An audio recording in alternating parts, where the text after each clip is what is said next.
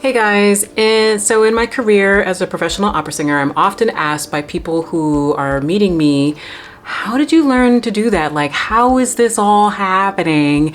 And so in today's video, I'm going to answer that question and show you how a professional opera singer trains her voice.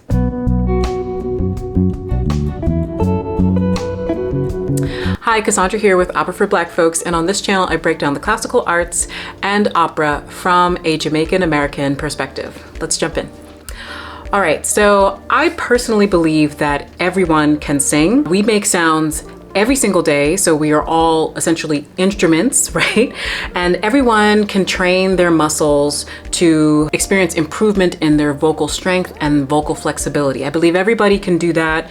Just like we train our muscles in the gym, we can train our bodies to improve. We might not be the next professional runner, marathon runner, but we can improve our ability to run or to walk or to... The difference is with singers is that we focus on coordinating our power source, which is air. So the muscles of respiration, lungs, abs, back muscles, even neck muscles, right? We focus on the sound maker, which is the vocal cords and the muscles that surround them. So strength through those articulators. And then of course, learning to focus that sound that comes through your sound box, right, into the resonators of the face, the head, the neck, and I think, sometimes the chest, because there's like a little bit of a mix here. These are the three main categories, right? Okay.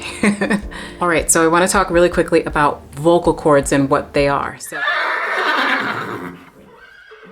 What is that? Vocal cords are squishy and tiny and kind of helpless. They're made of a mucosal membrane that is attached to the muscles that move it and articulate it.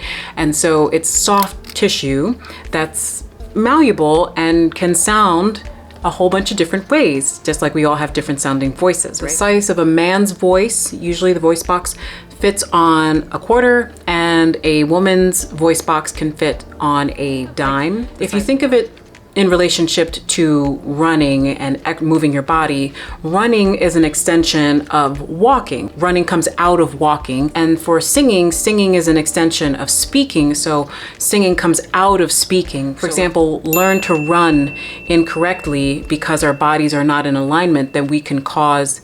It's usually because we're learning to walk incorrectly, and therefore we'd have to learn to align our bodies for walking so that we could then amplify that same idea for running, and we can run more efficiently and effectively and use our muscles correctly. And the same is true for singing. If you are out of alignment with one of these three things you're trying to coordinate, how your air passes through the vocal cords and resonates through one of these areas to resonate sound, your face, your head, crown of your head, your neck, your chest. If those are out of alignment, then you will sing incorrectly and therefore also probably speak incorrectly and leads to a whole bunch of vocal problems. But that's the idea of an overview of what the vocal cords are. These lovely squishy little bits of mucosal membrane that produces sound. So everybody knows that the best way to get to Carnegie Hall is to practice, practice, practice. And with anything that you wish to master, it requires time spent repeating something until it becomes automatic. Aristotle said it best. We are what we repeatedly do.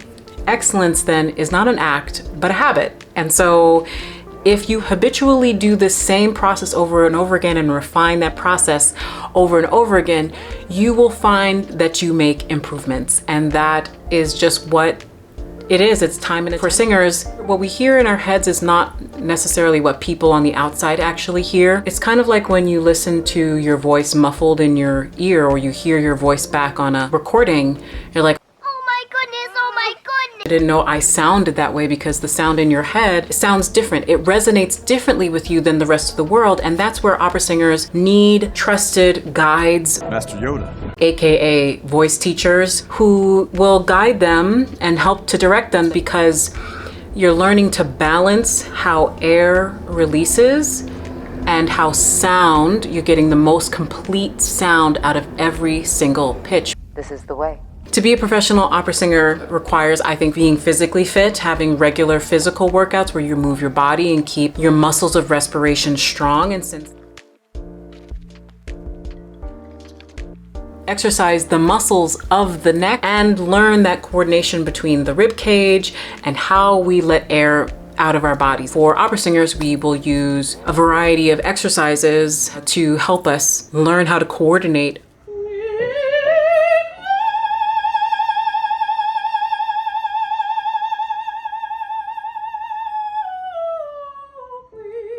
And then the music is sort of like the gymnastics. So if you learn to warm up your body and get your body warmed and primed and strengthen your core and whatever, and then you go and you do, say, a high intensity workout where you're doing a series of leaps and jumps, music is the same way.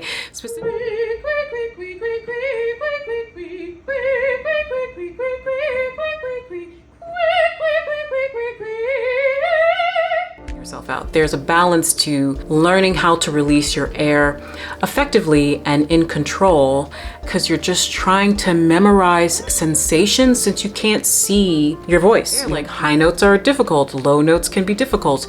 Singing in different areas of your voice might be difficult because you might struggle with what it is to balance air and sound.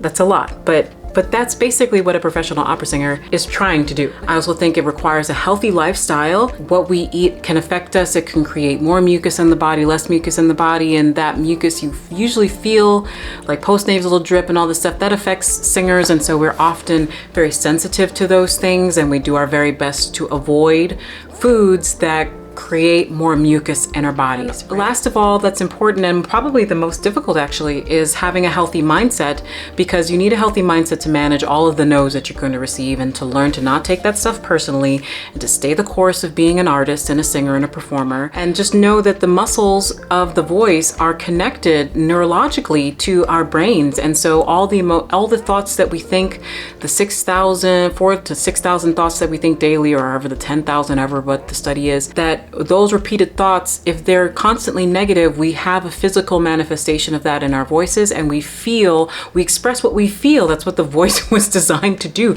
It's self-expression. And so it's really learning to manage those moments of insecurity, because nerves will shut you down. Nerves will overtake your body and you won't be able to perform. Or crying, that's a whole nother emotion that if you're singing somewhere that's super dear to you, you'll have to learn to manage that, having a healthy mindset and having tools to be able to manage that, having a therapist, having friends, having a network that helps to support you, and having a healthy mindset to stay the course of being a performing artist, or to even just feel confident about what you're sharing with your community is necessary. Not least most important part of being a professional singer and training like a pro is considering yourself an entrepreneur. And so I'll be offering a recital on December 16th at 2 p.m. It's going to be a spirituals and carols concert. I'm super excited to share this music. I think it's important to share spirituals. I think that Black stories need to be told and shared, and if we don't share our stories, we leave them to potentially be forgotten. And so the Negro spiritual are stories that are very much important and need to be shared and told.